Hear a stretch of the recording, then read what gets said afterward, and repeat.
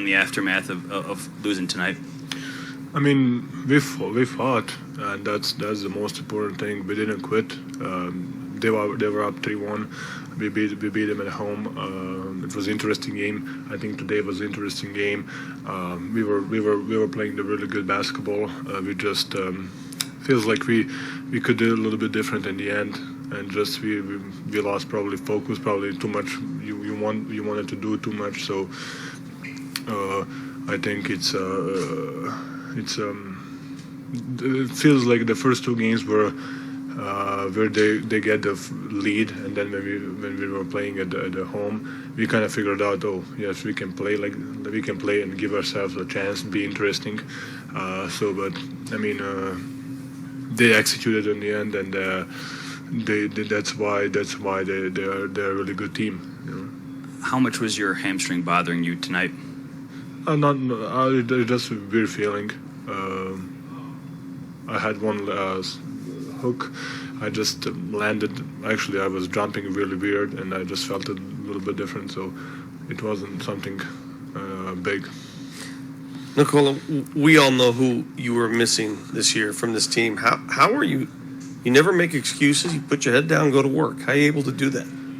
I mean, I told even on the start of the season, like we have what we have, you know. So we cannot think, oh, this guy's gonna come back. This guy's gonna come back. You know, people forget we lost PJ. PJ was injured, and I think he was a big part of our basketball. The guy who is 6, I don't know, 8, 9, 10, whatever. He's big. He can handle the ball. He can guard multiple position. He knows our system. So I think we miss him. Yes, we miss Mike and Jamal. And then Vlatko was having some playing time. Then he get injured. So I mean, yes, it's Mike and Jamal the most, but PJ, I think we missed him the most. We missed him a lot in that stretch. And what are your immediate plans here in the next few days? Hopefully, I'm gonna go leave to Serbia as soon as possible. Nikola, looking forward a little bit over here, brother.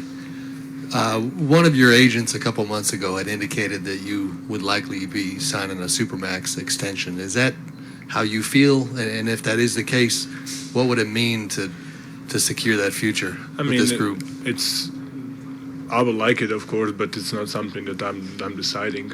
I think, of course, if offer is on the table, of course I'm going to accept it, because I really like the organization. I really like the people who work here. I'm really good in really good relationship with everybody, from owner to let's say equipment manager. So I think I really like. I think we have something that we are building, and it actually feels really good.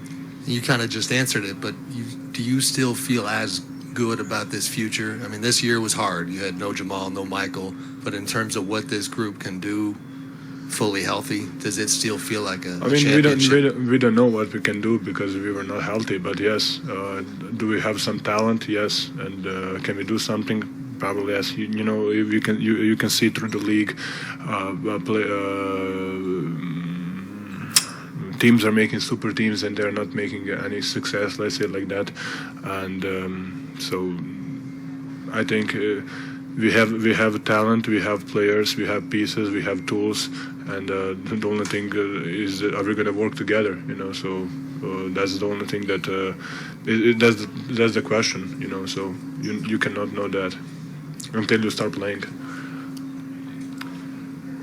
It seemed like you were able to find more success going against Draymond Green throughout the series. What did you learn throughout the course of your matchup against him in this series? He's a great player. I mean, give the guy credit. I think to be honest, he stopped much better offensive players than me. through his career and through his playing whatever. So, but I really appreciate whatever he's doing for them, because that's a tough position. He needs to do everything, and he's really accepting the role and really being the best that he can be in that role. And he's a big part of their winning their rings, their championship. So. I think that's really hard to do, and there is not a lot of people who can do that, and just accepting to be that guy who's gonna, like a glue guy who's gonna do everything, a little bit of everything for them. So he's a great guy. You can hear him talking non-stop in defense, and so he's actually their eyes and their ears. So amazing player. I really appreciate our matchup and what. We can see, like, one time he stops me, one time I score, so it's like I think it was interesting to watch. Nikola, he said after the game that he talked to you and thanked you for making him better, and he said you are far from soft. You're incredibly skilled and talented. What was it like? You're so smart. What's it like trying to match IQ and wits with him? Is it like playing chess or something like that? I think it's just like looking at each other's eyes, like he's looking at our coach when our coach is calling plays. So he knows the game. He learned a lot through the years. He knows situation. He knows the time, the score. Is it a chess match? Maybe yes, maybe no. But I think, like I said, it was interesting. And to be honest, I learned a lot from him, and just to how to get open shots and how to be where it's supposed to be. So. Also, it's very possible you could win a second MVP, Nikola. What would that mean to you? So few players have ever done that. What would that mean for you, and is that something you've ever dreamed of? I mean, I never dream about it. It's something that if it happens, it's a great thing. Of course, it's something that probably legacy. My name is always going to be there. But if I don't get it, I'm not gonna die. I'm just gonna keep playing, keep playing, keep trying to play the right way, like I did my whole life. So it would be nice, but if it happens. Nikola, if that happens, how will you celebrate? I mean, I don't know. Probably with some music, beer, friends around, family, like how you're supposed to do, probably. I remember, I think it was like February 16th, going into the All-Star break. We were right here, and you said, I'm really looking forward to having a mental break. 5 or 6 days off and really being able to detach. How much are you looking forward to being able to mentally unplug after basically 3 consecutive years of really grueling, physically exerting basketball? A lot, to be honest. Just going home, being around my family, being around my friends, being around my horses. And I have a daughter now, so it's gonna be even better. So I just hope that I'm gonna have a non-stressful, Relaxing? stress-free summer, and hopefully I'm gonna come back ready for the season. And I was just going to ask about your daughter. Being a father, how does that change your perspective on what this past year has been and how taxing it's been? Mm-hmm. But you've said before, when you go home, it's just happiness. Yeah, I mean, I just feel bad because whenever I'm on the road, she's bigger when I come back, and she really loves her mom.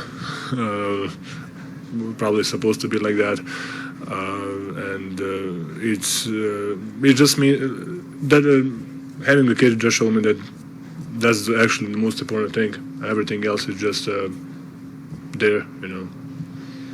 Nikola, DeMarcus said a few minutes ago that he felt like you were one of the most disrespected MVPs. And so you tell us all the time that you don't care too much about the awards. But I do wonder, do you care about the respect? Because you hear about Draymond respecting you, other players who are great players understanding why you are as good as you are. Do you care about the respect of your peers? I mean, I cannot control that. I respect every player in NBA. I think it's really hard to get here, especially like how I get here. I know how hard it is to do that. So I respect every person, every player that come here. Not just the players. You can see the coaches that coming here and being here 10 years and they're improved maybe 1 or 2 spots. So I think it's people don't know it.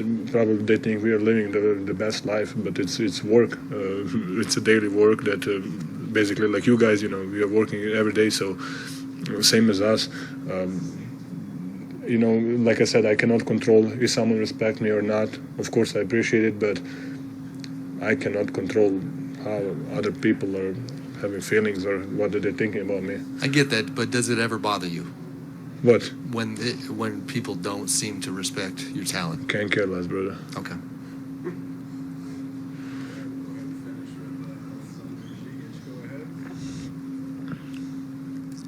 Nikola, ovo izgleda finalni razgovor ove sezone, odnosno postsezone, 30 skokova, 19 asistencija, 30 poena, 19 skokova, 8 asistencija, fenomenalna igra kojom si završio ovu sezonu, odnosno postsezonu. Čujemo da žuriš sad u Srbiju, bit će to kao sam verovatno divan jedan osjećaj, verovatno ćete vidjeti u Somboru sa konjima vrlo brzo za nekoliko dana. Ovo što se tiče utakmice, da li je mogo nešto suditi, ili ste jednostavno dali sve od sebe, a drugo, obično, izbjegam to pitanje, znam da li možeš da pričaš o tome, ali da li si imao vremena da razmišljaš, navijače će interesovati, hoćeš i možda biti na evropskom prvenstvu u septembru? Pa što se tiče današnje utakmice, zato bili smo u igri, vodili smo čak od 4-8 razlike.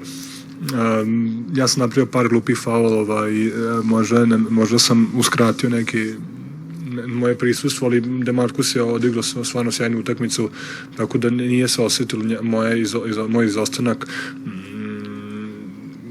Na kraju mislim da smo mogli malo nešto drugačije da uradimo, ali eto, neka želja, neka borba, možda i umor, pa nismo ostvarili tu neku pobudu i tu neke promene koje smo mogli da možda da pobjedimo. A što se tiče kako se zove reprezentacije, stvarno ne znam, vidjet ću kad dođem kući šta će biti. Što se tiče MVP, ako bi dobio, da li bi onda doleteo u Ameriku da preuzmeš nagradu? Najvjerojatnije ne. Hvala. Nick, I'm done. Recording stopped.